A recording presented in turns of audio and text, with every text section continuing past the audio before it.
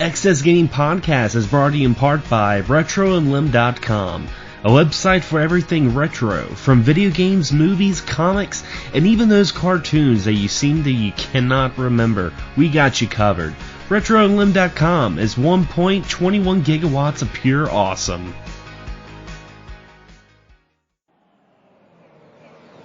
You're listening to Excess Gaming Podcast, a podcast for gamers by gamers, with your hosts Xander Scullion and James Gruesome. Bring back something old, something new, and a little bit of nostalgia too.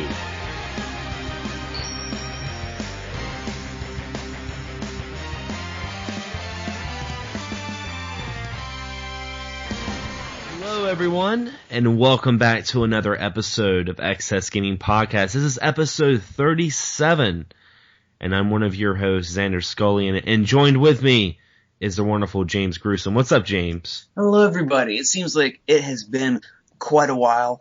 It's a new year. I hope you did not have a massive hangover. I did not, but yet I had an awesome time. I hope you had a great Christmas and got lots of games and toys and frivolous things and was very short on the socks and sweaters, unless you like that thing. I tend to like socks. I like sweatpants, pajamas, and one day, I didn't get it this year, but I hope to get one of those old man Ebenezer Scrooge sleeping caps that you have to be 90 years old to even buy. I want one of those. Yeah, it's been a while since we've done an episode, and we have a very special guest with us on this episode that he's been on the show not once, not twice, but this is the Excess Gaming Podcast record. He's been on our show 3 times. We are joined by the nerd genius himself, the host of I Got Gameplay, Michael Burham. What's up, Mike? Who? Where? Where is that guy? He owes me a tenner. Hi. I'm happy to be here, guys. You know, I can't believe he's actually invited me back for a 3rd time. What a sucker. Seriously. I don't know what's wrong with me. You know what I think it is? We've become too good of friends that we just don't realise that the other guy's just bad for him. I'm like the kind of friend that your parents warn you about. It's like, you can't see Michael again. Yeah, he's bad news. But yeah, like it's been a while since we've done a show, and I could say something like, "Oh, we've took a little holiday break," but honestly, we've just had so much going on. I was sick with the flu, and then every time we get ready to do an episode, something would happen. Like one time we were going to do an episode, and James got abducted by aliens, and I didn't hear from him for a week. But he got rabies. It happens. I lock myself in the attic sometimes, and I just can't find my way back out. He ends up going to Narnia. Exactly. That damn wardrobe dresser, I just go inside and just Narnia, lions, elves, and stuff. But oh, sorry. Go ahead. No. I was just saying, there's like, are you the White Witch? And then you open up the cupboard and he's making out of a broom. Broom's kind of hot. A little prickly, but I like the mop better. Hey, the mop's got so much more dreamier hair, a little droopy, but it's okay. Sometimes a little wet, Nothing wrong with that.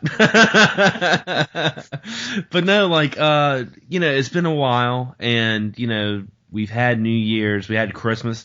How about we go over what we got for Christmas?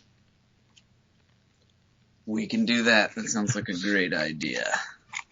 Well, we'll start with you, James. Did you get anything cool for Christmas? I did. I decided it was part of an experiment, really.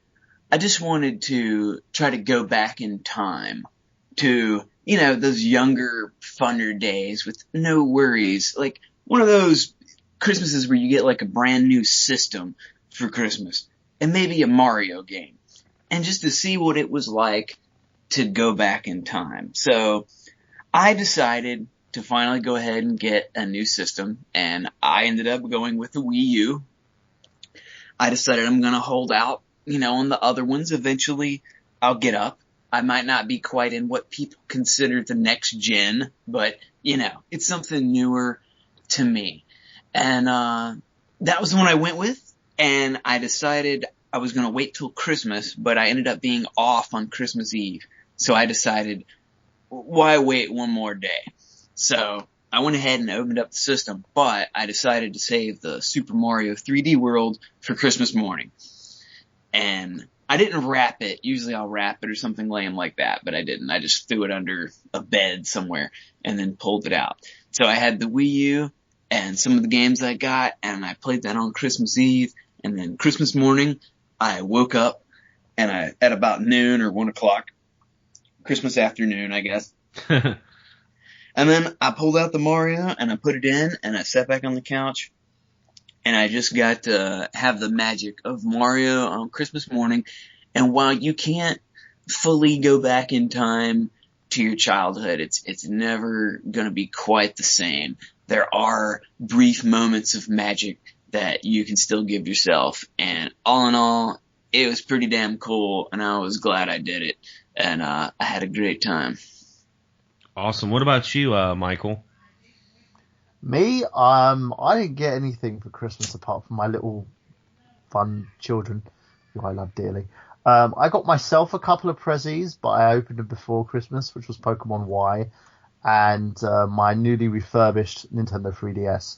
I spent most of my Christmas watching my little ones open their bikes and get there. They got Skylanders Swap Force, and they were like, "Yay!" And then my eldest son was crying because he didn't want that Skylander, so I had to switch him with the youngest one, who is at 2 years of age, doesn't care what he gets.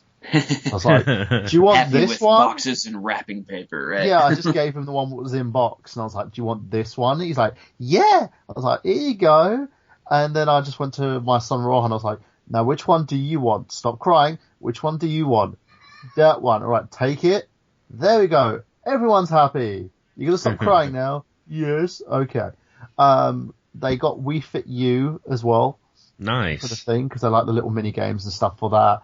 My youngest daughter Hina got an R4 cartridge. Don't pirate people. An R4 cartridge for her Nintendo DS, so that we can pop her little games and bits and pieces that I already own, but don't really want to give her the actual copies of the games, and I can pop the ROM files of those same games on there, pop it in her Nintendo DS, so she can actually play those. And I think that's about it, really. But they made off like bandits. They had like tons of stuff. That's actually really smart to do that. To give your kid like a little multi-cart and just put the games on there, because kids, especially like Game Boy games and stuff like little DS carts, and they're gonna lose them everywhere. Hell, I lose those myself too, so I can understand. Yeah, it was one of those situations really, because I noticed it when I got a copy. I had a copy of The Simpsons movie game that I got for Christmas, and it was left at their house. I gave it to her for a DS to borrow, and I got it back, and the cover was missing, the box is missing, and the sticker's missing from the front of the game. You don't even know. I had to identify the game by slotting it in my 3DS to figure out what the hell the game was. So I came up with that ingenious idea of going, okay, you know what? I think it's best that they don't actually have a game and they just use this instead. I like that idea. It's like it's done with my nephews. Over time, they learned, their brother is very good with always keeping his stuff in the cases. Me, I might leave my disc laying around. I admit, if I have somebody else's game that's, taken care of, but mine, I kind of lay around, but I'd let my nephews, over time, I'd let them borrow Genesis carts, and they wanted to borrow my Castlevania Symphony of the Night. And that's when it came into, I was like, all right. I'm like, you know what happens if you lose this or mess this up, right? And he's like, yeah, I know, you beat my ass, right? I was like, no, we're on a different level now. You got to buy me a new one if that happens. So it's like, okay. So graduated from the, threats of whooping ass to threats to, yeah, you're going to have to find me a new one or pay for it. So I think that's a fair deal. And they treated it with the utmost respect. As they should. As Symphony of the Night's freaking awesome. Yeah, but it's something with these. It's like with my kids, I tried that whole line of, don't do that, otherwise you've got to buy it for me. Mum will. And, you know, I go to their mums, like, they've broken this of mine, are you going to pay for it? No. So and she's really bad at stuff, at like breaking things as well. So, you've got to basically play smart with them when it comes to stuff like that. Cause I've got them, had 3 Game Boy Advances. My son started pulling the backs off of his, broke the back flap of the game console. I was like, right, you break it, I'm taking it away from you. With her and the DS, it was like, okay, don't do this. It was done, and she was like, it's not me. And I was like, but I lent it to you. I didn't lend it to your baby brother to put in his mouth. I lent it to you. And they don't understand that concept yet because they're too young. So it's just like, okay, this is what we're going to do. Responsibility, consequences. If you can't play with something at your mum's house, it's not going to go with you to your mum's house. If you can't play with something in front of your brothers, you're going to only play with it when I'm sitting next to you. I was like, you know, these are expensive stuff. I'm not going to sit down. You know, they even sit and asking, oh, can I play your 3DS? No! No. Why not? I don't want to fix it again.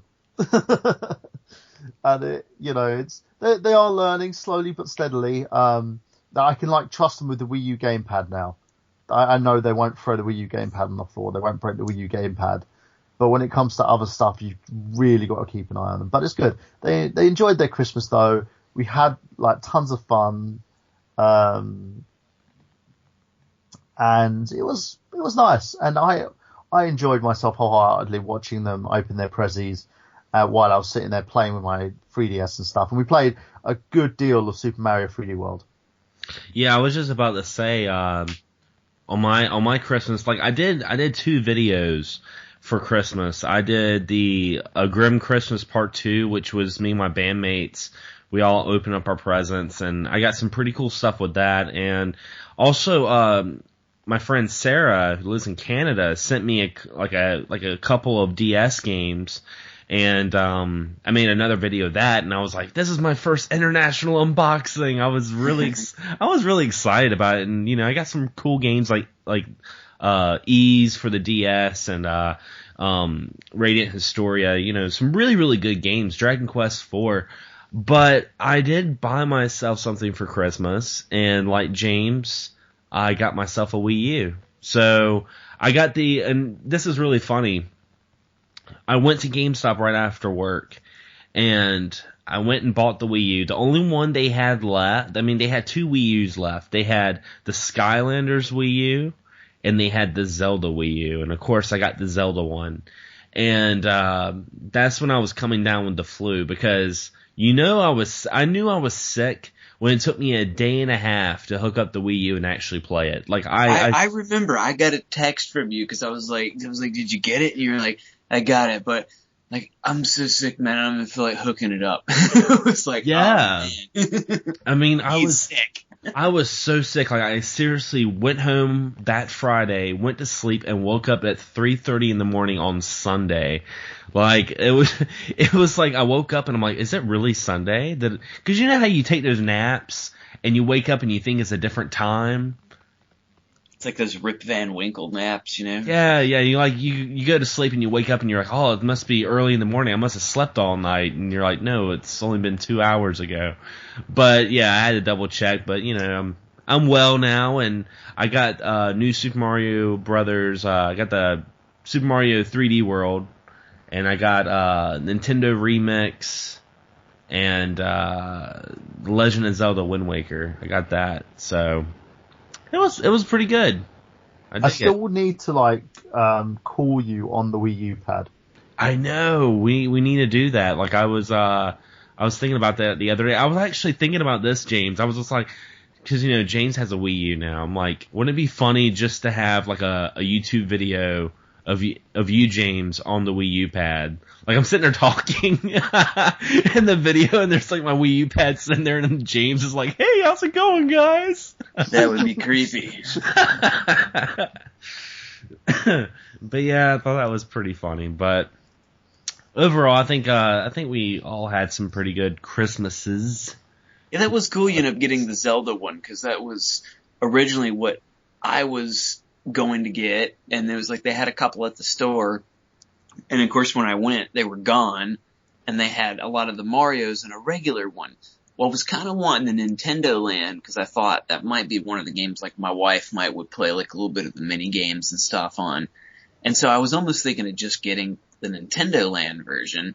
And I went back to the store yet again, and it was also gone. So there was nothing left but the Mario version. But then, I realized I thought it was cool because the Mario has the Mario and Luigi U on a disc together. And I thought it was a download. And I'd rather have the disc, but I didn't mind the download. My thing was more it's just going to take up more space. I'd rather just have a disc of something. But I think it worked out good because I got that version. I bought the Nintendo Land by itself for, I think it was $25 or $30. And then I also ended up getting the DuckTales, Zombie U, and the Super Mario World. And I may have gotten something else. But overall, I've been enjoying it, and overall glad I got it. It's a fantastic system, definitely. And eventually, I'm pretty sure all of us will have an Xbox One or PS4 in the near future. But more money, more problems. It's very expensive to get an Xbox One or a PlayStation 4, and honestly, I can't really go out and buy one right now. And any one really is. And after I bought a few games and my Wii U, it was kind of like, man. I started thinking, I was like, did I make the right decision? Because it's like, well, I could have got, a PlayStation 4 and maybe one game for the same price that I got the Wii U and about 7 games. But after, waking up on Christmas and playing it, and, a buddy of mine sat and played a little bit of stuff too, I was, happy overall, and, I was pretty sure, I made the right decision for me. So. Yeah, definitely. And going into some gaming news, I don't have a whole lot of news, but there's some. Speaking of Wii U, there is something that was brought to my attention on Facebook. It's one of the group pages that me and Michael are part of, the Nerd Haven. Amanda, the baby hedgehog, she posted a remember the Miiverse debug menu. And apparently what happened is, shortly after the Wii U's release, and that was November 2012, a NeoGAF user by the name of Trade found a way to access some sort of debug menu for the Wii U, and listed on the debug menu was a bunch of game titles. And the game titles was Super Mario Bros. Wii U, Metroid, Zombie, Yoshi's Island Wii U, Flipnote Studio, Donkey Kong, Wii Fit, Soul Hackers, Resident Evils, Metal Gear Solid, Final Fantasy III, and Dragon Quest X. And what's really, really funny about this list is a lot of these games are either about to come out or have came out already. Isn't that freaking crazy? That is, it's one of those things you wouldn't expect, to pop up, and people are able to find all kinds of neat little things. And I definitely am curious about the Metroid that's listed on there, because the simple fact is, one's going to come out sooner or later. Well, I know Reggie, when they had the video game award show, when they were showing the debut of Cranky Kong and the new Donkey Kong Tropical Freeze, someone asked him if they were going to make a new Metroid, and he kind of slipped and he was like, of course, he almost said, of course we are. So, there's no doubt that there's a new Metroid that's going to come out for the Wii U. I'm not sure when, but, I would just love it to be a 2D, like, Super Metroid style Metroid.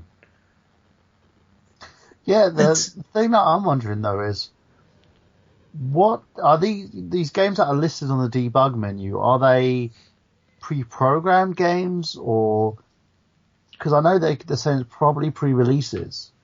Yeah, there were games that were just titles that were just in the debug menu, and most of these are games that came out.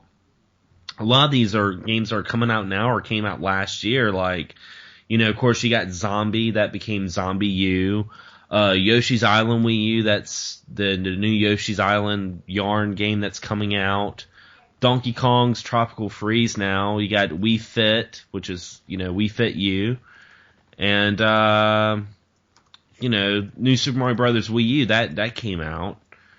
So, I mean, it's really interesting. The only ones that I'm wondering about is Metal Gear Solid and Final Fantasy 3. I think that's very odd that they would have Final Fantasy 3 on there. Maybe that's probably a digital release. Maybe. Huh. But yeah, it's very interesting that they did that. And also another piece of news I wanted to talk about was you remember when all of us were like, "Oh man, the PS4 isn't going to be compatible with the PS3, why aren't we going to have backwards compatibility? This sucks." Well, I can tell you why they're doing this, because they just announced PlayStation Now, which is a service where you can play PlayStation games on your tablet or smartphone. You can play PS3 games, PS2, PlayStation.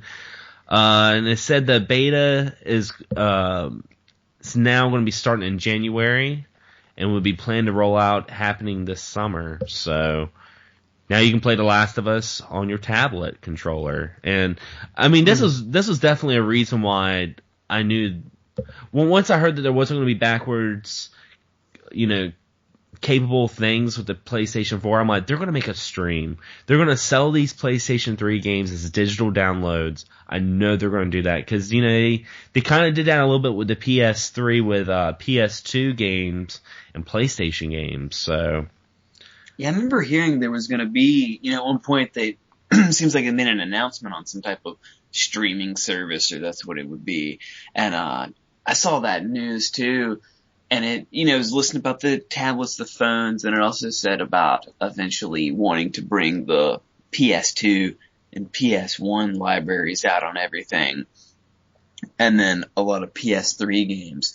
And that was one of the things I found out recently. Our friend Ryan, he got the PS4 and was telling me how it had the kind of, crossplay where you could play the games on the Vita, which I thought was, really awesome. I assumed there would be a lot more connectivity between the two, and it's kind of like what you would wish it would do now. Like, I was like, man, that'd be pretty sweet if I could play, like, my PS3 games on the Vita, but it doesn't quite work like that. But apparently you can play the PS4 games on there. That's interesting. Well, I knew they did announce that they're still saying that the Vita TV might still come to America, so that'd be, or the Western market, which that would be very, very interesting. Like, I'm really interested in the Vita TV. I'm not gonna lie. I am too, because especially as a collector, you really want to actually have that, just to, especially with the fact that you could play your games while you're out. You can take and for battery purposes, you can take your Vita outside, play your games on that, pop it on charge when you get home, and then continue your game on your Vita TV. Yeah. That's really sweet. And also the fact that you could actually connect your PS4 and sync it with that machine so that you can actually play cross-link. So, say your PS4's downstairs, your friend's watching TV, you can go upstairs to your bedroom on your Vita TV, play your PS4.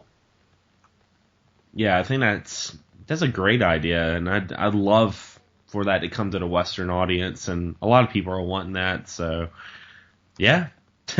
Did you guys have any little bit of gaming news hopping your way?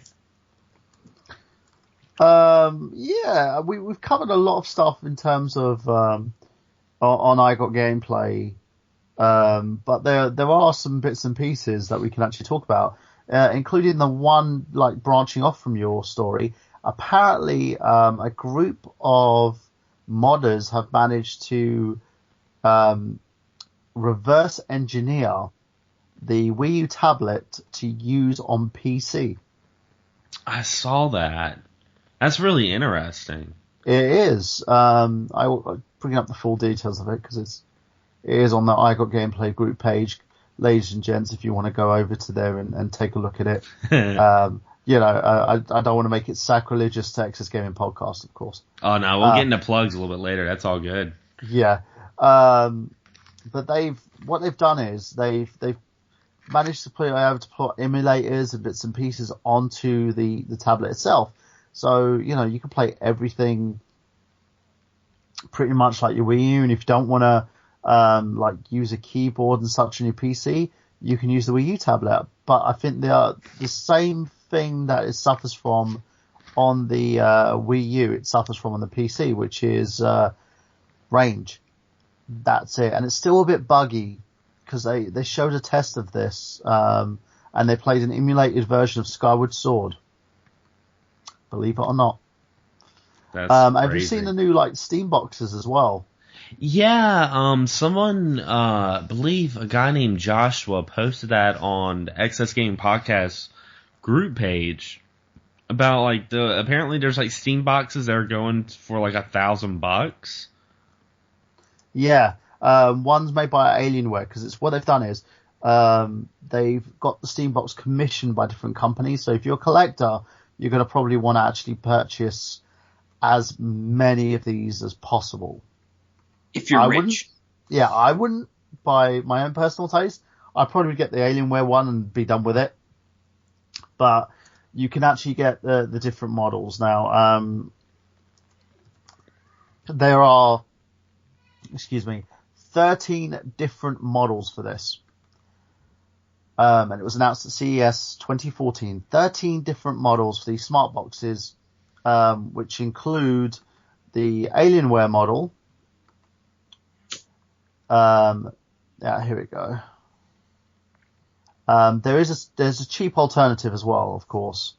I'm just trying to find the list of them because I had the list. I think it was Kotaku who had the list of these models. That's the thing I was always curious with those, is just exactly how much they would cost. Yeah. What they've done is they've done a lower end version and then they've done the upper end version. Now, they have Valve's version, which is the SteamOS box. It pretty much looks like an Xbox 360 Elite. It doesn't have a price on that one as of yet. They have the CyberPower PC Steam Machine, which is 8 gigabytes of DDR3 RAM, 500 gig standard hard drive, and that comes at basically $499. Or you could get it for $305 if you go for the lower end model, which is the AMD Radeon model, which truthfully, if that was me, I'd probably go to the higher end model. Then you have the Digital Storm Bolt 2, which has liquid cooling. Again, this one's a higher ender because it has Intel Core i7, NVIDIA GTX 780 Ti graphics card. Actually it's quite funny. This actually mirrors the stats on my laptop that I'm currently on. This goes for $2,500. Then you have that Alienware Steam Machine, and the Alienware one, basically, if you've ever had an Alienware laptop, you know what these machines are about. They're reliable for gaming, not for anything else. Trust me, I've had an Alienware machine that freaking self-destructed after I was trying to render something on it. They kept quiet the exact specs on it, but it's very, very high end. So you're probably going to be looking at over $3,000 for this model. See, my question is though, it's for the people that do buy the high end Steam boxes, I mean, couldn't you build a decent PC cheaper than that? You could. That's the only thing that I'm kind of I hear it, and I think the Steam box is really cool. I'm not saying anything bad about it, but you have a console, a Steam box, it's pretty much Valve trying to say this is a console when it's just a PC pretty much hooked up to your television, and they're like, hey, spend $1,000 on this. I'm like, well, I could spend a little bit more and build a really nice PC and do more than just play Steam on it. So I mean, I don't know. I'm up the arms with it, Well, for me, this reminds me of the ColecoVision. Do you remember when the ColecoVision was introduced and it became the Intellivision? They had about 96 versions of this one console out in the market, manufactured by so many developers. It happened with the 3DO as well, the Panasonic 3DO. Even the Atari. Even the Atari, yeah, the Atari, and loads of other different manufacturers. I remember when when Apple released their console, what was it called? Can't remember what it was. When they released their console, they had two different manufacturers as well. This reminds me of that. What they've done is they've got all these PC manufacturers and said, well, you can build this for us. It will be a gaming exclusive PC. For me, yeah, as you said, you could buy, like the laptop I'm using at the moment, probably could do the same job. Yeah. And you're looking at, I think the lowest end of this is probably about $500. That's because I'm trying to look at all the lower end ones they've got. They're all literally just boxes. Oh, this one's bloody hell, the Webhalen, which goes for $4,000. And the thing is are these Steam boxes like upgradable? They would be. They're PCs, so you could probably rip parts out and put pops back in. But you'll have to do it per the specs in the system and the case. Truthfully, what I could probably do is rip the innards out of the bloody machine and put it in a separate case. But the whole thing about it is, would you want to? That's the thing. I would probably buy one just to have one, to say that I've got a Steam machine. And I'll probably buy it once they go like for lower amounts. And I know people will be like, oh, they won't ever die, but you never know. These machines, if there's not enough, if there's not enough appeal, people will just won't buy it, and then the price will just drop hysterically to the point where people could probably afford it for like $20. It'd be like the Of Live or whatever. Online, yeah. And they're not even trading as a games company anymore on Live. They're trying to trade themselves as a games company / cloud server company. They don't promote that they're a games company anymore. Yeah, I mean, Steam has, like, Valve has so much money with Steam that I think, if they were to put out this console and say it did fail, I don't think it would make that big of an impact on Steam anyway, so. I don't think it would make an impact on Valve or Steam, but if the boxes fail, they'll probably will affect their decision in terms of being in the console market. Yeah. It's one of those things not everybody's cut out for, and I don't know. I guess if the Steam machines drop down, like, I'm going to drop about $100 on one.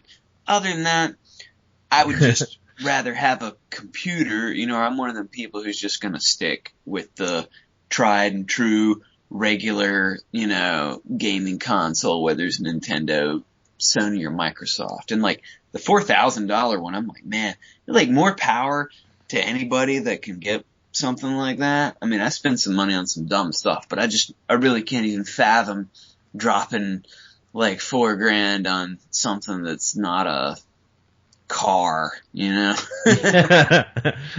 that's a lot of money. That's a lot of money. That's a lot of house payments, car payments, and all kinds of stuff. Like that's like a lifetime's worth of noodles right there. Exactly. Never go hungry. Oh, that sodium. So delicious. Love it. Do you guys ever eat ramen just like raw? Yes. I've never had ramen. I need to eat ramen. What? Never had ramen? I've never had ramen. Do they sell it over there? I don't even know if they do, to tell you the truth. I've never had it. I've gone to like, Zad will probably end up sending me in the post like a packet of ramen noodles. I mean, I'll send you like more than just a packet, I'll probably just send me like a box over. I don't even know if they will actually allow us to do that. A variety pack. Yeah, a big ramen variety pack. I got a packet of tea from Japan at some point. I don't know what happened. I bought some toys from them. They packaged it in with the toys. Oh, nice. Yeah, it was just like, oh, okay. And it was like green tea. I was sitting there like, should I drink it or am I going to see spiders in the bloody thing? So, bin it goes. Drink it. Yeah, it's one of those things you just sit there to drink or not to drink. To drink or not to drink. But yeah, though, with stuff like ramen noodles, I've never had it. I remember the first time I saw anything about ramen noodles was in Naruto. And then I had a mate of mine who's like, I need to lose weight. Why? Too many ramen noodles. And I was watching Metal Jesus Rocks recently, his YouTube channel, and they were talking about ramen noodles and stuff to make with ramen noodles. And it was literally like dishes. They made some like pasta with it. They then put it into what do they call it? A lasagna. You know. So the ramen lasagna. Yeah, it's yeah, like things cool. to do with ramen noodles, and they do that. And they were saying that apparently in the States it goes for like $1 a piece. You get like 4 or 5 packets. It can be even less. Yeah, just the packets sometimes. Just like the packets by themselves can be like $5 for $1 sometimes. But here's the thing: I used to work at a supermarket. It's I think it's kind of like an East Coast one, Winn-Dixie.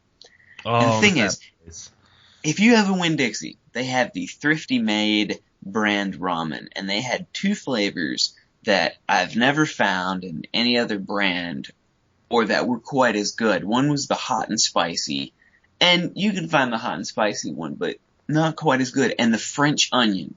The French onion was just amazing. It was not too strong. It was just perfect. And then as Winn-Dixie closed and went away, so did the French onion and hot and spicy ramen. So if you have a Winn-Dixie near you and you like ramen, I think you owe it to yourself to seek those 2 flavors out and try them and have a wonderful lunch, dinner, or breakfast.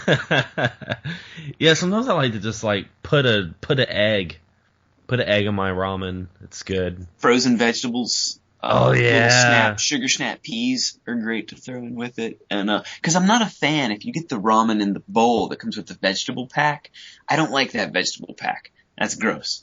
I throw that out. It's like dried cabbage and little pieces of corn and a couple of peas and, I don't know. I don't trust it. Yeah, freaking ramen though, man. It's so good, but it's really not that good for you. Sodium. Yeah, sodium's super high. But yeah, we went to a little Gamer Eats right there. Welcome to the ramen show. The ramen show. But, today's subject though, I think is a really good subject that we're going to talk about, and that is retro collecting. And I know, we've talked about this. We've talked about collecting for video games, but what I've noticed, and, this was a subject that I came up with about a couple of months ago, that I noticed that, I've been on YouTube now for about 1.5 years, and some of the people that I used to watch, some people are getting out of it. Some people are saying they're no longer collecting for retro games anymore, and a lot of it's the market. The market has become so big for retro video games, and it's gotten crazy. So what I was going to start this conversation off with, I was going to ask you, James and Michael, I was going to ask you guys, what got you guys into collecting? Like, what made you be like, all right, I guess I'm going to collect video games now? Well, for me, it kind of started as just an extension, like a lot of people, getting back things you had as a kid, because so often when the new system comes out, you trade in the old one, or you sell it to a friend. A lot of people were, smart and held on to them, and a lot of people went ahead and got rid of it. And for me, it was getting rid of a bunch, and then me and my brother, just kind of got into, and I think he might have started, decided to get an old system he used to have, and I decided to get one too, and it's when it was quite a bit more affordable. Even back around the age when I was 19, as far as, around then we're playing PlayStation and 64, it became just kind of a cool thing.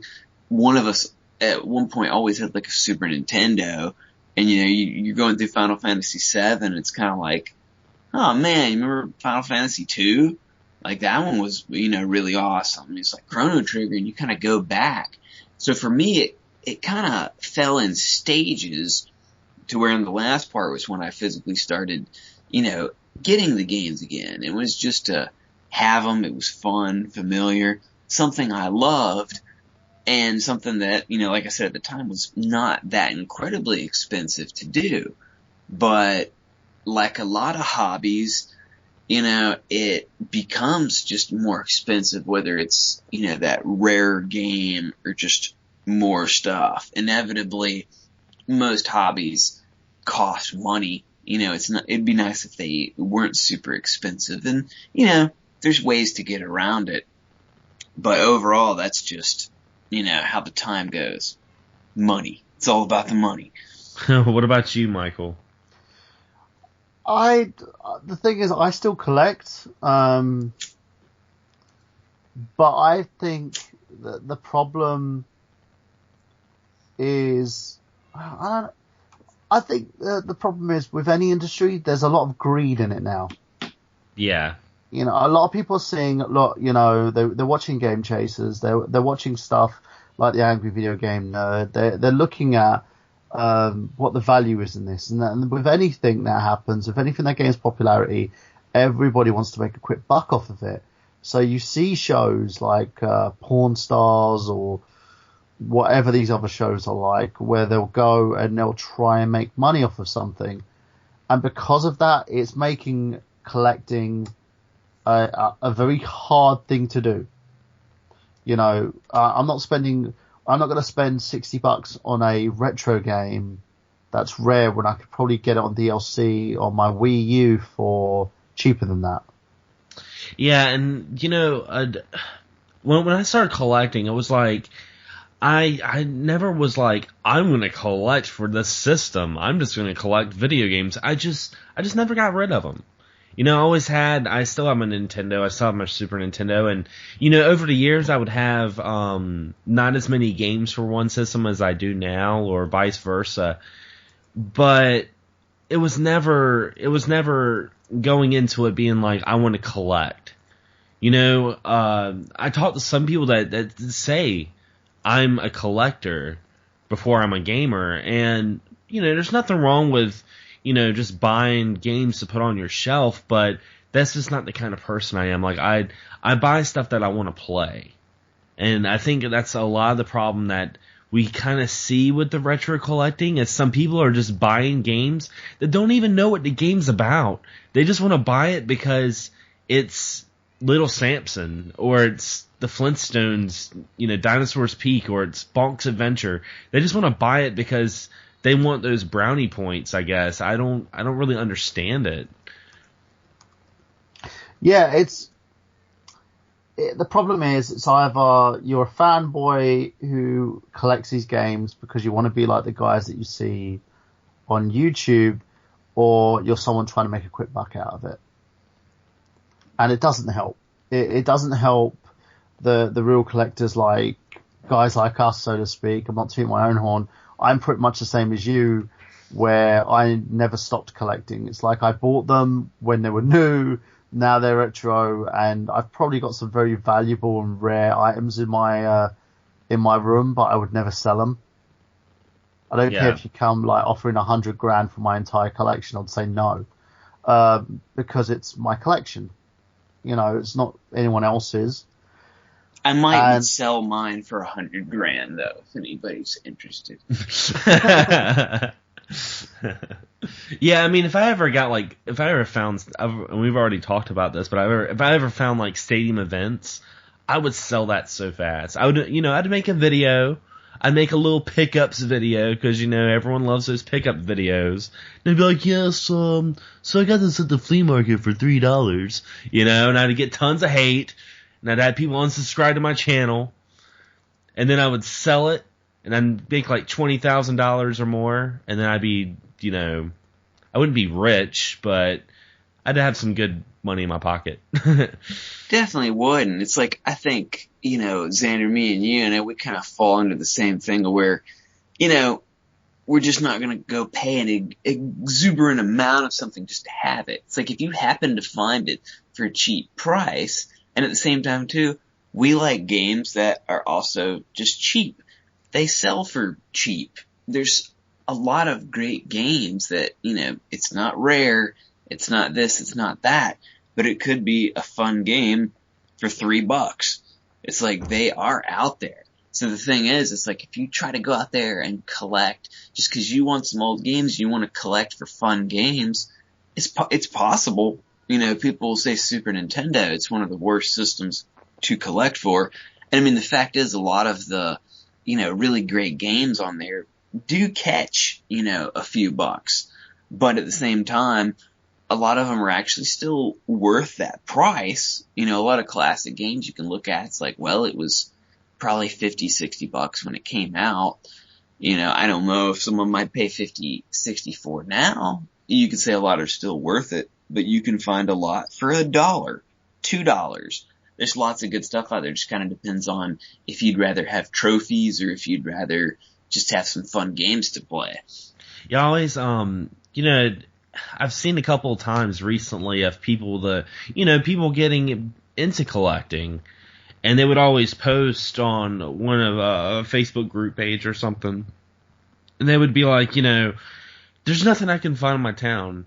I can't find any games. I can't do this. I can't do that. And what I always tell new collectors is, like, especially now with the retro market being so big, it's going to be hard. It's, you know, there's a thrift store right by my house that all they have is like baby clothes and furniture. That's all they have. But I still go in there at least like twice a month. I just go in there and walk around, just make my little circle, and I walk back out. Well, I actually went in there the other day. It was on New Year's Eve, and they had Capcom Evolution for the Xbox behind the counter, and I'm like, hey, how much is that game? You know, and she sold it to me for $3. It was complete. I was like, this is awesome. Always, you just have to be patient. You know, a lot of people that have big collections, they've been collecting for years. You know, like one of the biggest collectors I know, John Hancock. You know, you see him a lot on Metal Jesus. He's been collecting for over 25 years. So, I mean, he's been collecting for as long as some people that are listening to this, as long as they've been alive. So, I mean, like, yeah, he has, you know, 6,000 video games, but it's taken him almost 2 decades to do it, you know? So, I always tell people, you gotta be really patient. You know, don't just try to fill out a shelf just to fill it up. Buy games you want to play, because when it all comes down to it, they're video games. You're supposed to play them, you know? Yeah, I think most of them don't even know that. It's just like, oh look, I've got this rare 1970s edition of this game. It's like, okay, have you played the game? No. Yeah, I mean, like, you gotta, I mean, I understand, you know, if you get a sealed box complete game, I can understand if you don't want to open it. Me, on the other hand, I could care less about box complete, sealed, whatever. I mean, there's certain games in my collection that I do like to get boxes for, and that would be, you know, like disc-based games. Like, I'd like to have the cases for those, or DS games, or Sega Genesis games. You know, games that you know, if I find them and they don't have cases, I'm like, why did these not have cases? Super Nintendo and regular Nintendo, I can understand, because they came in cardboard boxes, and all of us are guilty of ripping those boxes open to get to that game. So that's understandable. You know, clamshell cases, I'm like, man, what did you do with this? You know? People just try to save room lots of times, I imagine. You know, if people live in small apartments, you know, they're on the move, a lot of military people, stick them in a big CD folder, chunk the cases. Yeah, I've seen that too. Like, and that's one of the reasons why I make like all my Dreamcast games have custom DVD cases, because I would find Dreamcast games, but they would just be the disc, and you know, I'd be like, well, it's not complete, but man, this game's only like $3. I'm gonna buy it. I went to thecoverproject.net, printed out DVD covers, and they're good for me. I like them. I like playing them. I like playing video games. Like I said, it grinds my gears sometimes when I'm, you know, talking to some collectors, and I'm like, yeah, you know, I got Alien Syndrome for the Sega Genesis, and they're like, that's how common is that? Is that a rare game? I'm like, who cares? Like, it's common as crap. It costs $1. I like to play it. I got it because I like to play it. Exactly. I've had issues of people sitting there going to me, oh, how rare is this? Let me look in my collector's catalogue. Or I know when Pat goes for sort of game hunting in flea markets, that if he sees someone pull out a book and start trying to overcharge him for something, he'll walk away. Be like, fuck it. I know I want that game, but I can wait on that. Yeah, and I mean, like, it's good to do your research. I'm not saying that you shouldn't go on eBay, you shouldn't go on, Video Game Price Chart or whatever database and look at the values, because, yeah, you don't want to be that guy that buys Super Mario Duck Hunt for $30. You don't want to be that guy, but at the same time, like, I think sometimes it becomes almost like a competition on who's got the bigger collection or who's got the rarest, like some guys like, I got Panzer Dragoon. Oh yeah, well I got Earthbound. Yeah. It's just like, I'm just not that kind of gamer. I'm not that kind of collector at all. It's nice to end up, with those rare ones. Most games I have, honestly, that are in the higher price range are ones that I struggled with the thought to pay $15 or $20 for. And there's some games like Demon's Crest, Nosferatu. Some of the games that border on King of Dragons, there could be from the $50 range on up. And, I struggled at the time. I was like, $15. I'm like, I don't know if I want to spend that. And it's like, but I did. And the fact is, it's like, there were really games, I think that really great games that were worth $15 or $20. Now I wouldn't buy them at the price of 50 or whatever. Just most games I'm not going to. The best part is when you can go out and find them, for a bargain or a decent price, but it just doesn't happen. Cause every little store now, thinks there's some big gaming store. Flea market I go into in my town and looking at the table, and I'm just kind of like, there's like a Simon's Quest. It's like $25, and I don't know the most about game pricing, but I know that's a bit high. And, they're like, oh, don't be, if there's any price, we can lower some stuff. And I'm just like, nah. I just walked on off. And then I went inside the flea market, and these people had another store inside. So they had an outside table, an inside store, all with these like really high priced games that I know that any kind of bargain, price they would give me would still be too high. And it just gets to be ridiculous, and it's tough. So I kind of just stick for, things that are cheap. I recently got a NES, and, good friend Rob from the Retro Junkies, gave to me. And the thing with the NES, I set myself a limit, like, I'm not gonna spend over $10 on a game. And I mainly, I've picked up a few, but when I go out, I just kind of look and see what's like $1 or $3 that seems like it'd be really fun, and I get it. Tecmo World Wrestling for $1. You can't beat that. It's worth $5 at least, That's just an outstanding game. So, I mean, don't give up hope. Just don't try to go out and get a super rare collection. Just find something, either is fun, or, if something's $1, take a chance. Because you could find something that you really like. I mean, it could be, complete garbage, but it was $1. So it's not like you're losing too much on it. Yeah, I mean, and also taking consideration, I think a lot of it's the YouTube videos and stuff like that. And, it's funny because I get a lot of discussions on community web pages and stuff like that where people are like, I don't understand why, retro collecting is so expensive now. What's going on? I'm kind of like, well, it's kind of our fault.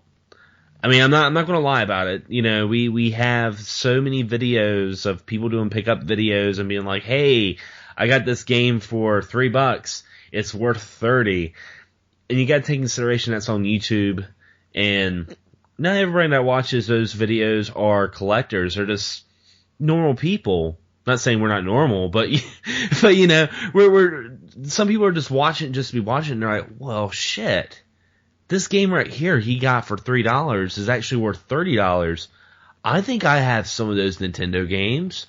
I'm gonna sell them all for $30, and I'm gonna make all this profit. So I mean, take that in consideration as well. I'm not saying that we shouldn't make pickup videos. I'm not saying that people shouldn't make YouTube videos and stuff like that. I mean, I think it's great, but just understand that that is going to bring more attention to your hobby, and people are going to pay more attention to it. You know? It is the cycle. I think the issue is, though, that's the problem. With this and with the situation at hand, because the market kind of fluctuates, it's very volatile, it's different in comparison. So it leaves us with a situation where we can either go with it like the rest of them, or allow it to do what it's doing at the moment. Eventually it's going to collapse on itself. I know that. We all know that. But we're still going to have places at the moment like I think the Nerd Haven, and I'm part of a place called the Gamer Collective. These guys always show. I've seen people buy cartridges, consoles, and stuff in bulk. Yeah. You know, and that's the issue, I think, with this. It's because we're going to have these guys doing this a lot. That's what's going to cause the problem. Yeah, and you know, and the problem is we can't decipher who the real collectors are to who these nutters are who are going out and purchasing stuff and trying to sell them off on eBay for like 2,000-3,000%. Yeah, people that try to just flip it and stuff like that, you know, and try to make profit. I mean, it happens. It happens. But I mean, the way I see retro collecting is I do see it. It's going to continue to get popular, but I think after a while it's really going to die down, and it's already happening. People are already, you know, throwing in the towel. Some people are like, I'm not collecting anymore. You know, either some people are just sick of the politics of it, of like, you know, what's complete, what's meant, you know, drama within the communities and stuff like that. I mean, some people are throwing the towel for that. Some people are throwing it in because they're saying it's too expensive. Some people are just like, you know what, I don't have that magic in me anymore. Like when I first started collecting, and I think a lot of that is a lot of people I see that lose the magic is when they start treating it like a business. When they start looking at the value too much, they start, you know, comparing it to other things. When they start going after, all right, well, I just wanted this Super Nintendo game for my childhood. Okay, now I want the Super Nintendo game from my childhood in the box complete with all the goodies inside of it. All right, now I want it shrink wrapped. Now I want to fill a whole bookshelf full of this.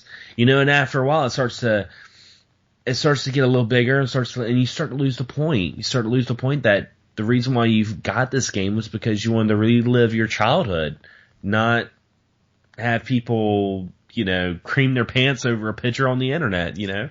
You know, you're right. It's when people stop paying those amounts, when someone's like, okay, I'm not going to pay $1,500 for Little Samson or whatever it costs now complete.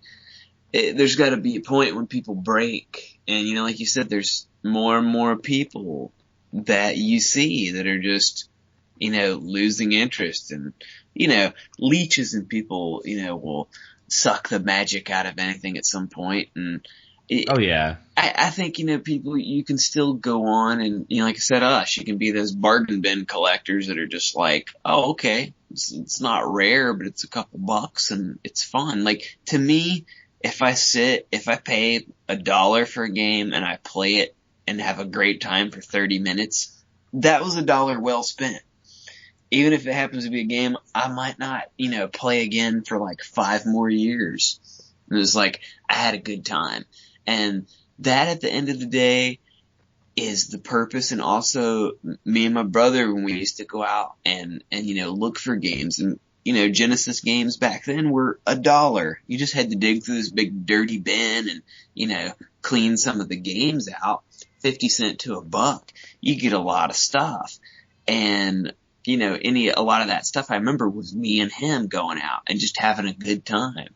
So if anything, just find another friend who's kind of into it, or even if your friend likes flea markets and don't even like games, and just go hang out for the day.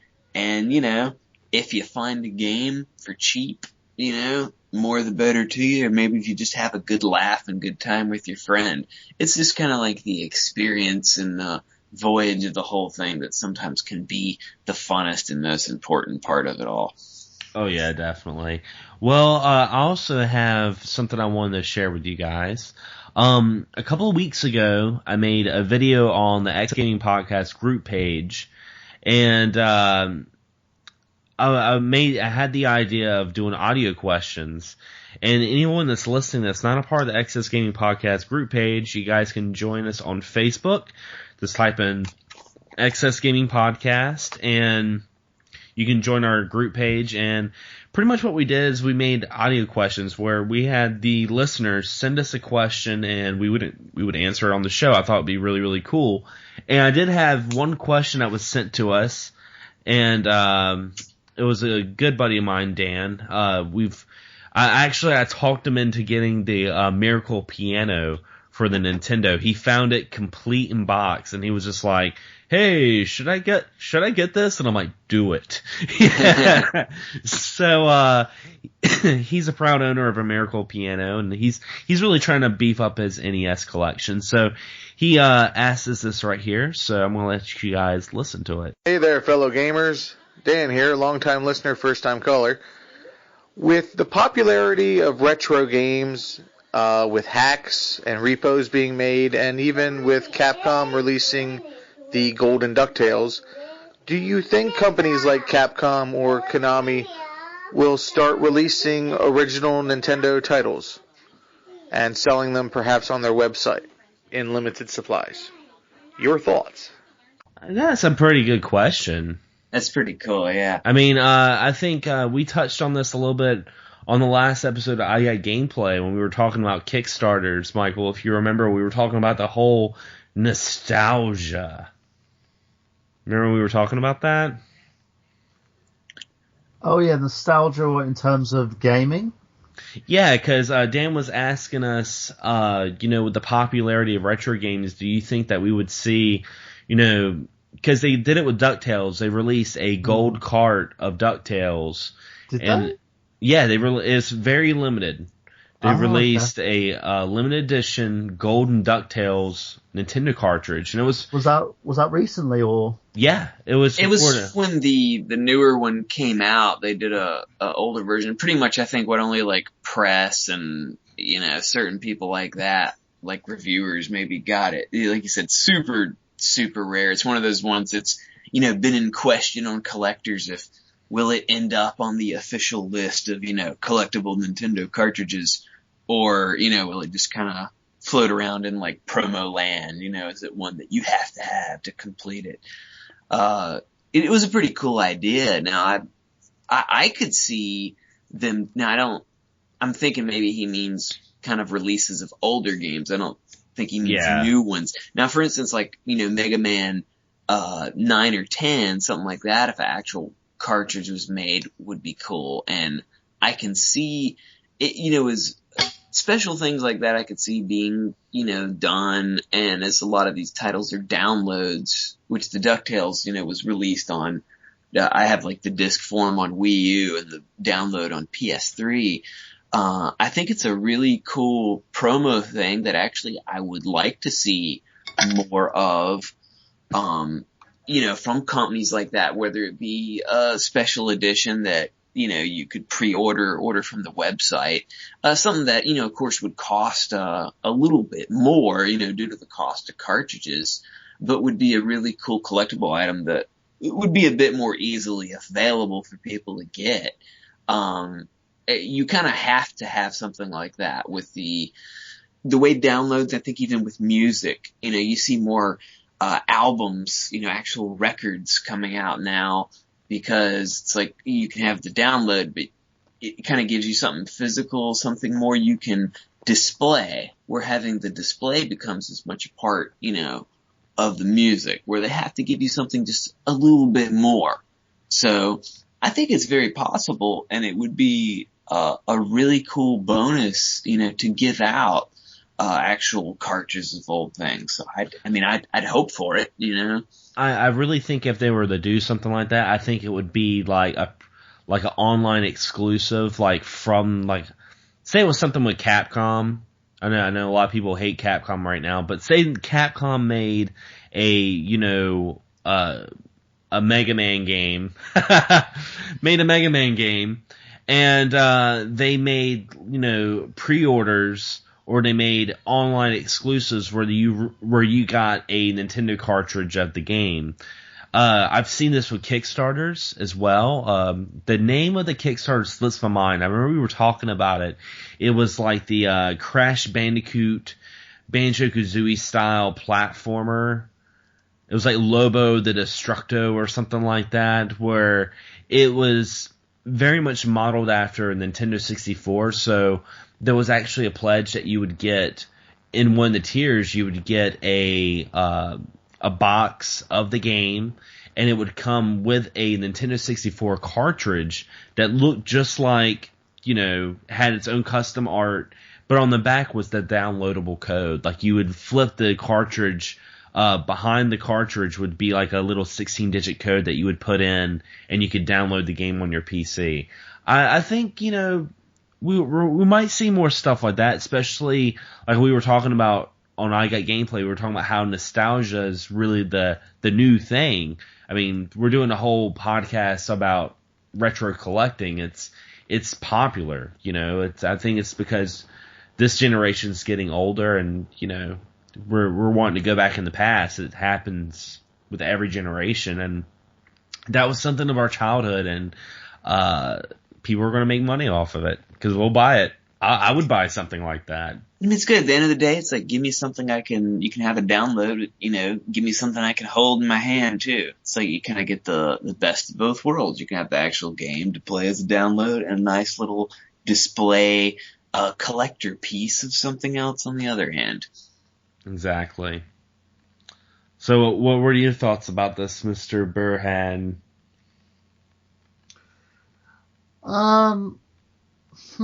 With me, it's a different thing, I suppose. When it comes to cartridges and promos, like Capcom Unity do a lot in terms of that. Sorry, I'm hearing a repeat on that. Sorry, my headphones got unplugged. Oh, okay. But yeah, in terms of what Capcom Unity, they do that, a lot of stuff like that with promos. If you saw, like, there was an episode of Happy Console Gamer where Rob got the cartridge, and it had, like, the disc-based game in there. Yeah. And it went, it kind of was one of those things where they gave it to you as sort of a special edition thing, as kind of a souvenir, so to speak. And it's a great thing. In terms of the value of it, that's where it's going to be. It's going to be a big thing, in a sense. You'll see that certain people will go for these things. They're going to be in limited quantities, so they're going to start going for high prices at auctions and stuff like that. See, just for a brief moment, I had forgotten about prices and stuff, and then there they pop back up again. Because they are really important. We can't avoid it. Yeah, and in terms of what they are and how awesome they would be, for Nintendo, I think they would cause a bit of a problem. Because companies always look at stuff like the after sale, in a sense. It's something really, really vague, and something that the companies tend to go for. So when they look at stuff like this, it will either be something very productive for a company like Nintendo to do, and if there's call for it, they'll probably do it again. But if they're seen as a hindrance, they'll probably stop. Because you know what they're like. If they see something being abused or money changing hands, it's not theirs, they'll probably end up saying, no, you know what, forget that. Yeah. Yeah, definitely. But I would like to see more, little pre-order cartridges and stuff like that. Like I said, I'm a sucker for that stuff. And like I said, that one Kickstarter, when I saw that Nintendo 64 cart, and it was just like, it was just a shell of a cartridge, but on the back was a downloadable code. I'm like, that's really cool. That's like a perfect blend of like digital and physical merchandise that, it's nice because everything's going digital, but you still have that little piece of, something that you can hold and something you can put on your shelf and something you can be proud of, A lot of us we still like to have the products in our hands. Now, I think, the younger generation, I think some of them, not all of them, but, some of them are like, I don't care if I have, a PC full of, Steam games. And, us on the other hand, we like to have a bookshelf full of games. This is something that's a little different. Yeah, I'm not a fan of digital download, in a sense. I think that games need to be in hand, in disc, or on cartridge. Yeah. And when you have something with digital downloads, the only thing that they're very positive about is lowering the prices of those carts. And that's the big thing. Yeah, that's how we saw with Earthbound. It hasn't went down tremendously, but it's went down a little bit since it's become a downloadable game on Wii U. Yeah, I guess is it that it's like a little bit, just easier that it's on Wii U? Because I'm all for, these games that cost $70, $50, $70, these old games. If you want to play it, just get the damn ROM, emulate it, if you want to play it, because nobody's making money off that stuff. So somebody that bought it for $1 and is going to charge you $80. So I'm a proponent of that, and I think places like Nintendo, they need to make a lot of their games, as far as like the download stuff, put more of them out. I say make them even a bit cheaper. Some Super NES games, $8 for a download is a worthy price, but there's a lot of stuff I'm just not gonna pay that price for. So I think they should have a couple different tiers, of prices of their Super NES games, make some of the crappier ones a little bit cheaper, put them out there more available, and that way at least they get a little bit of money off of it. It's easier, for us to do it, and we're doing it the legal way, and it's better for everybody. I agree. And that's the one thing that we've got to look at when it comes to stuff like this. Can you look at something at that standpoint where if you get it on digital download, is it going to last forever? Once they just continue a service, will that game no longer be effective unless you hack it? You've got to look at those little bits and pieces in terms of that. And in terms of the carts, the retro games, it's still going to be a bit of a hindrance at the moment in time because nobody really knows what to necessarily do. There's no written rules. There's no ways to exchange these things. They're an unstable currency, in a sense. And that's the big thing. And I think with companies like Nintendo and Sony and Microsoft launching downloadable versions of these titles, it makes things a lot better for people because it makes it more accessible. I know as soon as Earthbound came onto the Wii U, I downloaded that sucker. I wanted a copy and I wanted to play the game and see what all the fuss was about, and I enjoyed it wholeheartedly. And that was when they even went above their normal $8 price range and, put for the 10, which I didn't think was unfair, because it was a game that wasn't really accessible at the time, and considering the price, if you wanted to pay for the cartridge, 10 overall for a really rare game, It's not that unfair. Yeah, and that's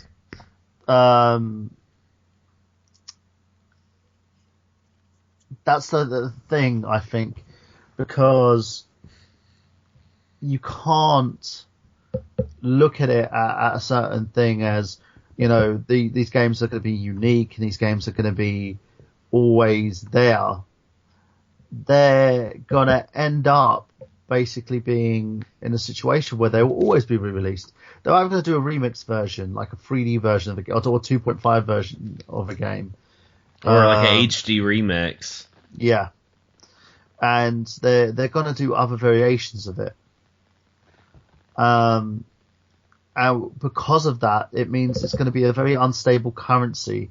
Look at stuff like, for instance, this new craze going on in Japan. You heard of Bitcoin?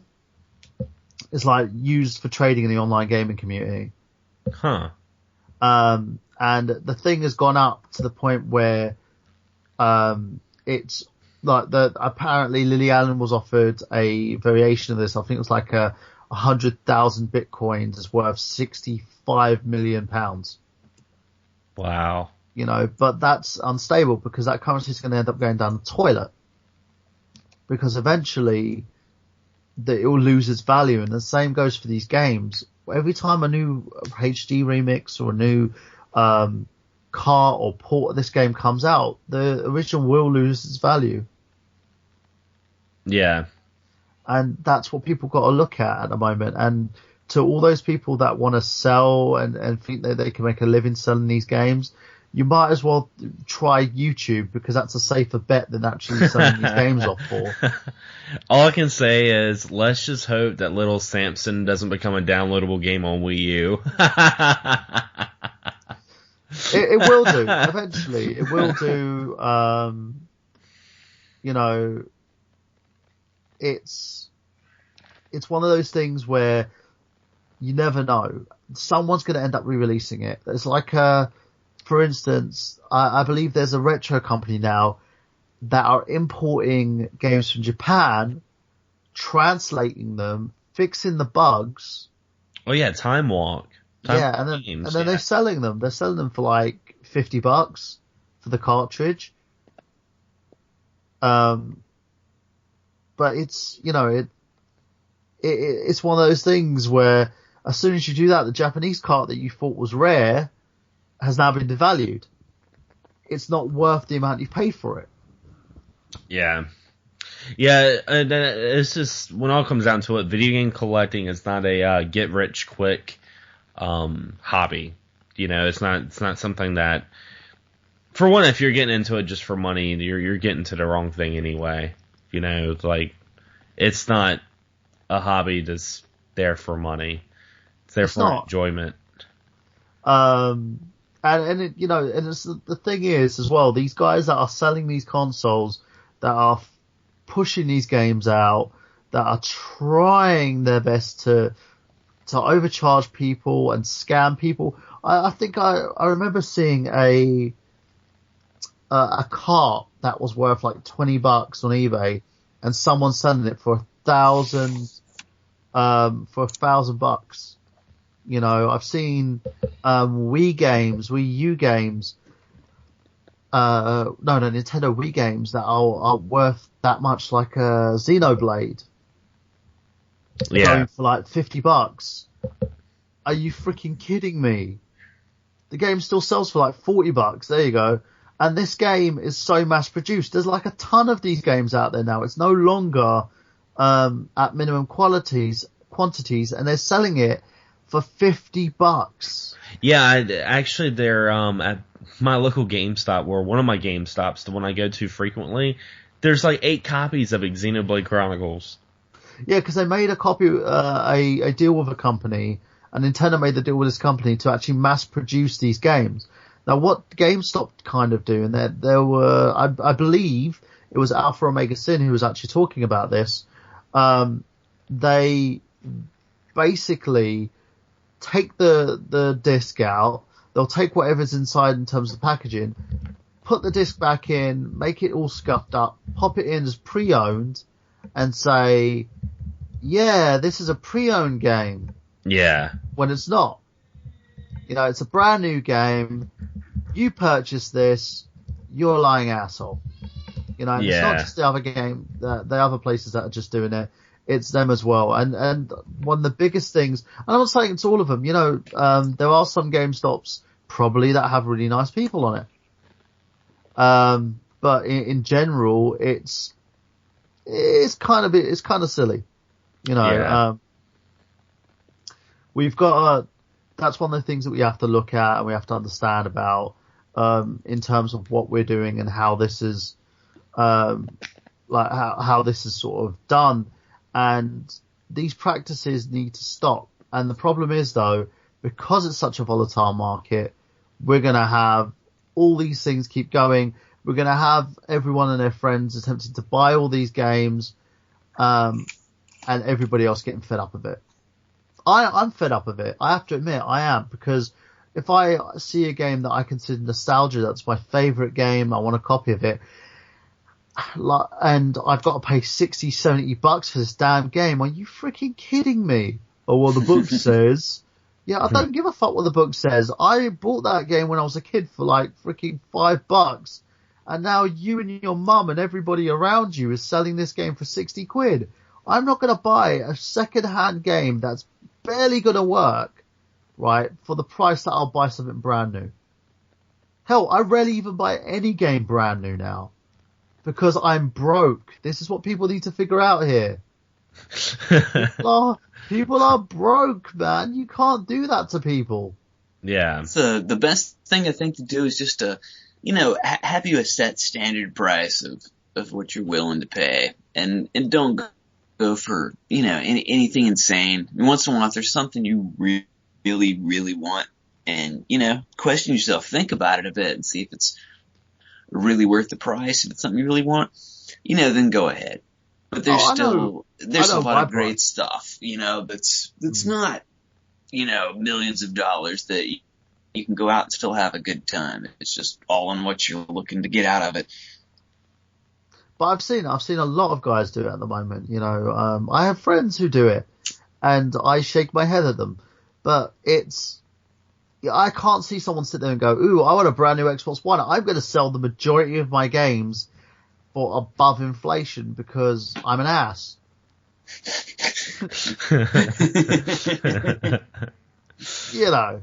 Yeah. Well, it is what it is. It is what it is. It is, and I'm sorry about ranting. It's all good. It is one of those practices where I myself as a gamer, and I care about this industry. I think we all do. That's why we love working together. When you care so much about something, watching stuff like this happen kind of kills you a little bit. Yeah. It takes away everything that makes you who you are. I mean, that's why some people, they're not in it anymore. Some people have left collecting. Some people are like, the money was too high. I financially couldn't afford it anymore. And, you got to make a stand. And the more people that go ahead and put their foot down and say no, the better it'll be for everybody, probably. Yeah, in the long run. You know what? That brings me to one little thing before we start signing off. There was one thing that I wanted to talk about. There was on the Happy Console Gamer forum, one of the members actually said that he was offered a copy of a game. I'm trying to find out what game it was, and it was literally above inflation. It was ridiculous the price this guy was offering, and I left a comment on it because it was. What game was it? Because he was talking about it was a game.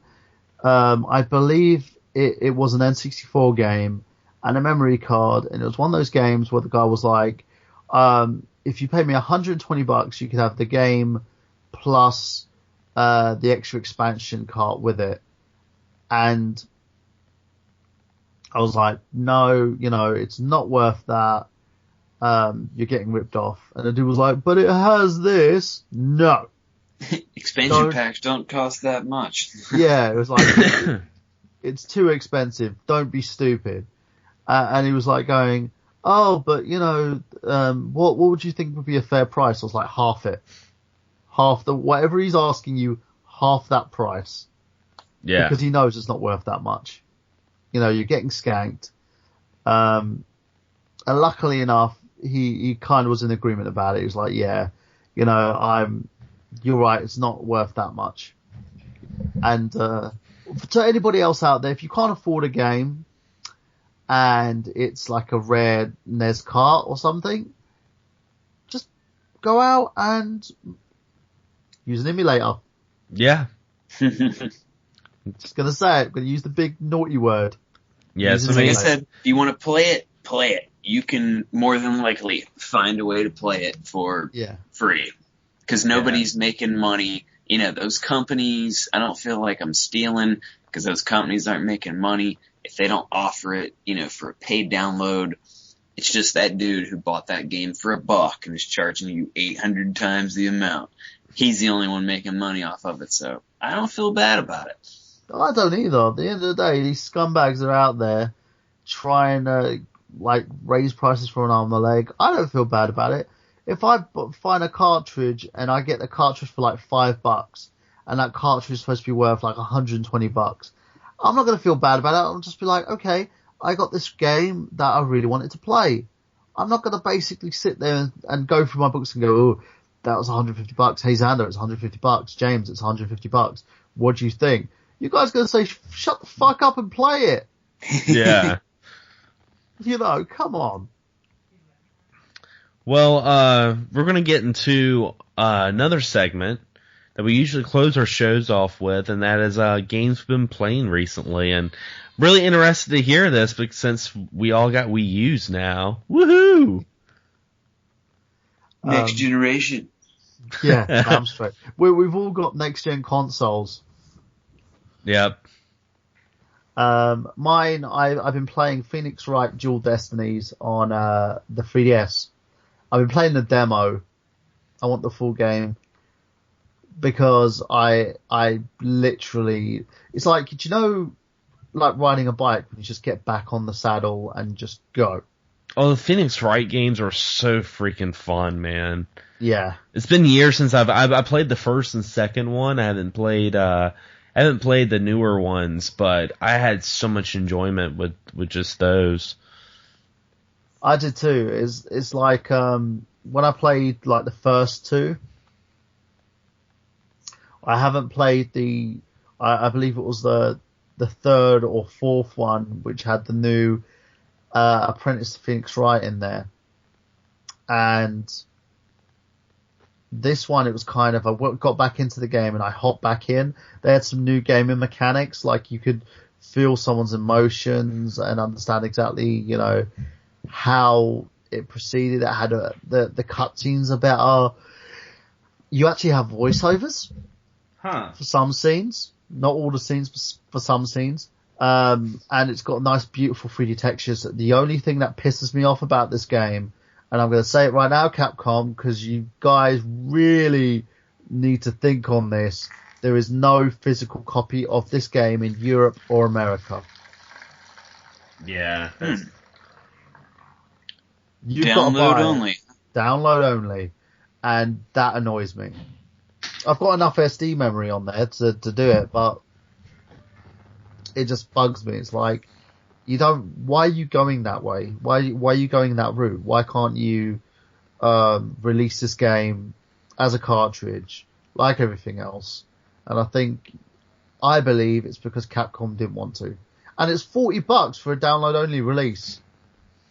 So that's another problem I have, is the price definitely needs to be cheaper. And I'm really kind of surprised because I thought Phoenix Wright was a title that would kind of, deserve a physical release. It's one of those ones you think of, with the early DS and all that I remember hearing about, and was, a launching title. Was one of those more interesting games, that you could play on the DS. And I know they have one, I don't know if it's out or it's supposed to be coming out, which is the crossover with the Professor Layton series. Oh yeah. I think that's already out. Yeah, they have it. They've got like about 6 different spin-offs in the game as well. And what I'm going to actually do is I'm going to do the one thing that a lot of people don't like, and that's actually collect them, not to have them on my shelf and look at the value. I want to see if these have an interlinking story, because I really want to see if the story links in between like the different games and how it reflects on the new one, Dual Destinies. And I'm considering purchasing it, and I'm considering not at the moment. So I'm going to see if I can actually get a physical copy of the game, even if I have to get the Japanese one. Yeah.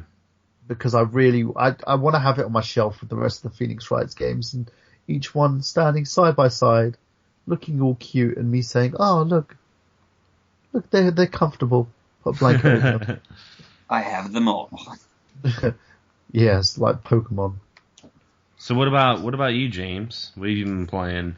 Well, before I get into the one thing I've been playing, the other day, my wife was watching some comedy show that was pissing me off and I was not enjoying, so I decided to break out my Game Boy, and I played a little bit of Nemesis and some Double Dragon 2, which the Double Dragon 2 on Game Boy is quite good. I'd bought a little while back and didn't play it much. But it's a little different, than the NES version, of course, where you don't have the left and right attacks. It's more of just the punch and kick for the A and B. But you start off with all your special moves, and I really enjoyed the jump up and stomp down on the person's guts move. That was quite a valuable part of my repertoire. But other than that, I've been playing the Wii U, of course. And I picked up I got about 7 games total with it, and I haven't played them all. I've kind of just left a couple to the side, for a day when I want a new game, like the Mario and Luigi U that came with it. I had the Super Mario World, and that's the one I really wanted to play, and I didn't want to OD on Mario, so I thought I'd set the other one to the side and save it for a rainy day. I also had the DuckTales, which I haven't played yet either. I had it on the PS3 download, and I really just thought it would be cool to play DuckTales on a Nintendo system. And it was a $20 game too, so I thought, I'm gonna go ahead and pick that up. I really liked it on the download version, so I was like, that'd be cool to have a physical copy of it, and I can erase the other one, clear up some memory. But other than that, some Super Mario World 3D, which I've been having a blast with. Like I said, waking up on Christmas morning and playing it was just a throwback to the good old days of youth, and I really enjoyed it. The cat suit is an awesome addition. It's got a lot of throwbacks to Super Mario 2 in it, as far as the slot machines, and of course, playing as Toad, Mario, Luigi, and Peach, and them each having their individual powers with the jump and the gliding. Right before the show, I played Zombie U a little bit more, and my first experience with that was half asleep playing it at night. I was just dozing on and off and trying to play it. So Did you put a load in your pants for doing that? Oh yeah, a little bit. But it was I didn't really know what was going on when I was half asleep. Apparently I died a couple times, but I played a little bit right before the show, and the bit I played, I was enjoying. I'm gonna jump into it a little bit more. I got a little burnout on the zombies, but it was another one I found for $20, and I thought, I wanted to get a few games with the system, so it seems to be kind of cool. I'm looking forward to see, what more games will come out. I also have the Wind Waker. I haven't started that yet. I've never played it before, so I want to wait till I got a... Yeah, I never had a GameCube. What? Yeah. No, I've got a kind of confession myself. I haven't played the GameCube version. Oh my God! What? Man, you guys need to get on that. So I'm waiting for a little spare chunk of time that I can sit and delve into that for a bit. And also I got the NES Remix, which I had a lot of fun playing. Didn't unlock all the games on there yet. I've still only got half of them. But sitting down playing that with a friend of mine, it just kind of brought out that fun competitiveness, you can remember from days of yore, and sitting there, getting pissed off at the game. And same thing with the Nintendo Land. Had some really cool, just good couch co-op fun playing that. And I also got the Tank, which is it's a free download. But the more I played of it, I actually ended up having to buy part of the game. Yeah, you shouldn't have done that. You could have actually bought the disc game, the full version, probably really? for less. It's on disc. Yeah, because I was nearly fooled into that as well. I got the demo and I was ready to purchase it, and then I went shopping around. So I looked at Amazon.com. And it was like 10 Tank, full disc game. I was like, alright, awesome. I'm going to wait for that to go down. I finally found a copy for $10. We'll see. Maybe if I hunt around, because I only bought the single player missions, so far I've only spent $10 on the game. I held off on like the Kong part of the game, which I really wanted to play. So, and it's an awesome little thing as well. My kids play it all the time, and my son, they love playing that bit. When I'm playing tanks with them, my youngest daughter's the one who wins, and my son basically gets fed up and he loves playing Kong. That's his time to shine, so to speak. Nice. It really was fun, and it reminded me of Earth Defense Force, which is one of my favorite 360 games. Just kind of, except you're in a tank. It throws you in like a giant, Godzilla kaiju movie, and except everything's mechanical and it's mechanical bugs, and it was just fun. I played that one on the 2 players, and it's just a blast. And the main thing I wanted with the Wii U really was to have fun, and I honestly think for what I have, I'm able to have more fun with it than I would be having, with the PS4 or, Xbox One right now. So I'm happy with the choice I made for me for right now. And, I've been having a blast with it. By the way, I found it for, used. You can get it for like $15, 42 cents from Amazon. For new, you can get it for $16. There you go. Nice. I'll have to get that again. I won't even feel bad about, dropping the $10 on the download, so. Just make sure you don't spend any more money on downloads, because you can actually purchase the game. No, I'm gonna wait. I'm good. Yeah, and I've been playing mostly the same stuff you've been playing, James. I played a little bit of Wind Waker HD, but honestly, I've played that game so many times, and I just got done playing a Link Between Worlds, so I'm kind of Zelda out right now. So I played it just to see what it looked like on my television, and then that was about it. But I mean, I played the demo to Wii U, Zombie U, and I played the demo to Wonderful 101, which was pretty fun. Yeah, that's a fun game to play. Yeah, so I mean, there's definitely a handful of games that I've been wanting to get, and I didn't get to tell you this, James, but my Wii, the Wii that I got from you, I think it's dying. I think it was starting to die. It was starting to sound like a weed whacker. So now I can play some of those. There's like a handful of Wii games I haven't even got to play yet, because the Wii that I had was starting to die out, so I can play it on my Wii U now. So, been doing that. Been playing some Wii games. Anyway, we're just going to do some plugs right before we close the show tonight. Michael, where can people listen to you? They can listen to me on I Got Gameplay. It's every Saturday at 8 p.m. live on the Retro Island Network as part of fanboysanonymous.com, and also my own personal blog, Nerd Genius. You can actually check them out on there, or you can check us out on facebook.com/I Got Gameplay. And just to point out as well, I've got a movie out at the moment called The East London Story, Slap or Die. If you're part of the film community and you've got a blog or you're like a review of some sorts, give me a message at Michael Burhan at nerd, NERDGENIOUS, nerdgenius.com.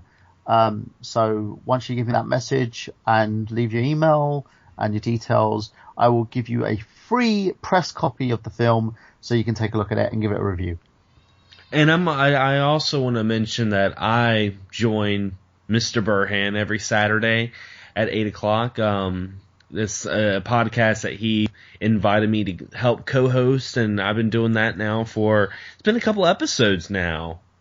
Yeah, and you know, you've been sort of like promoted to one of the, not just one of the regulars, but I would say you're probably part of the management team now in terms of I Got Gameplay. You know, I've got a great bunch of hosts. You guys are amazing.